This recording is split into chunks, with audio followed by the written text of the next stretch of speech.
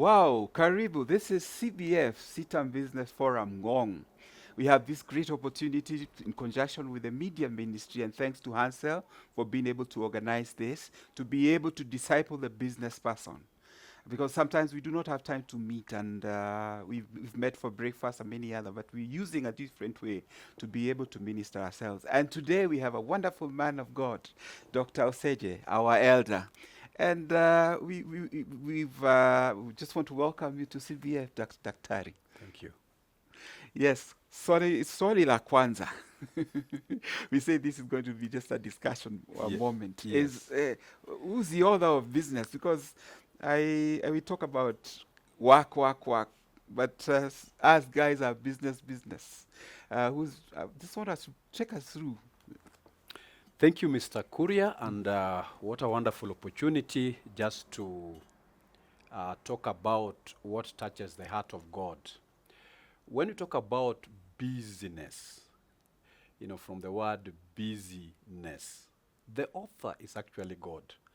And taking us back to the book of Genesis, chapter 1, for 6 days, God was in the busyness of creating the world.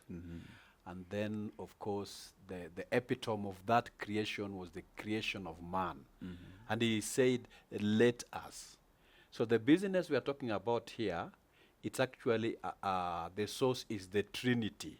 Yes. Let us create man in our own image. Wow. And God did not end there. He said, he gave charge to man.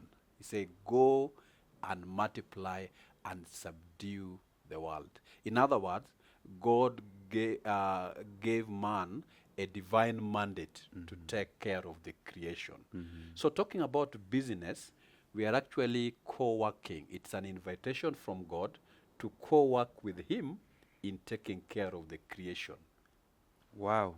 I hear you say that God worked for 6 days, and on the 6th day he rested. The seventh day. He rested on the 7th day.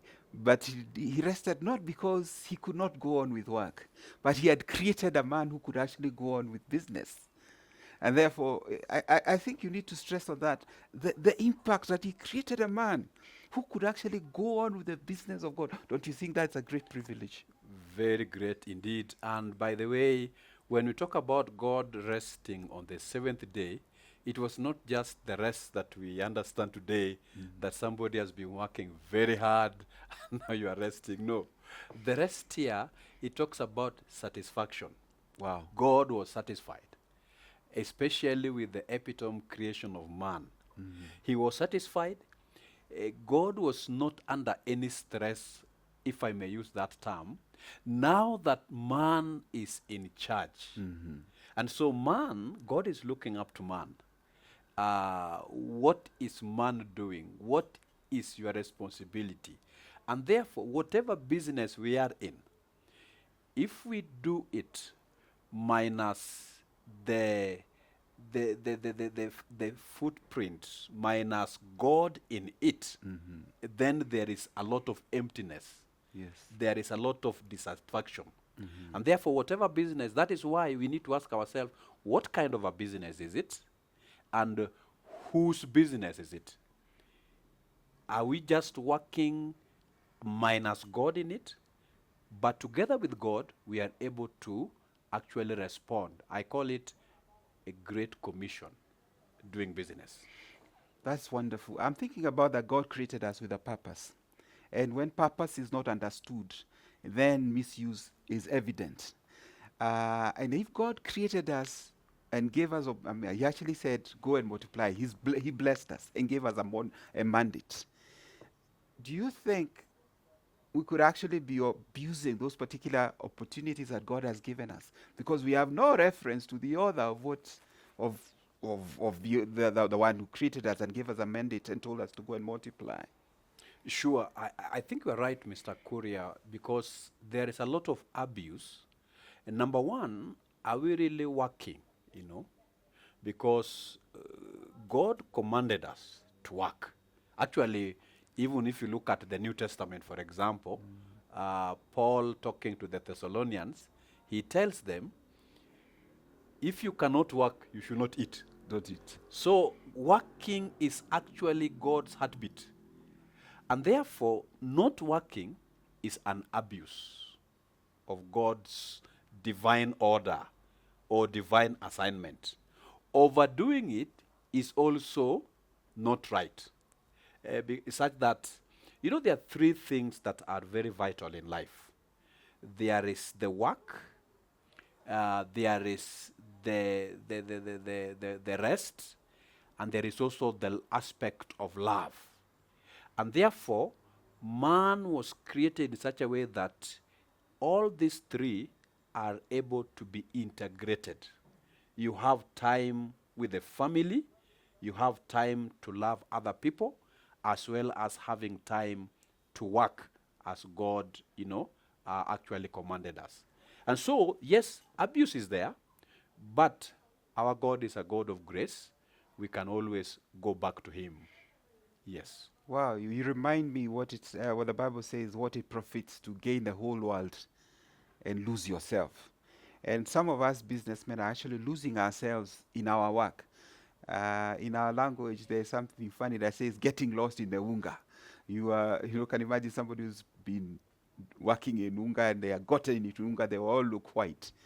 There is a danger of a man and a businessman and a Christian man losing that particular aspect as we wind up this particular session. Uh, it there is that danger that we could lose ourselves. We are not balanced. We're either working too much and we forget about family. We are either working on purposes which are totally that have no eternal value.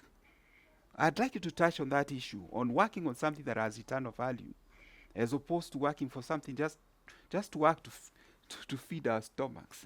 The issue of doing business with eternal values. Yes, Mr. Kuri, I think what you have touched is very, very important. I will look at it this way. Look at the West. I'll give an example of America. Those people really work very hard, and I want to commend them for that. But look at the divorce rate, friends. The unfortunate thing in such context, people don't have time for families. You hear of a husband working one job, moving to another job, and the wife likewise.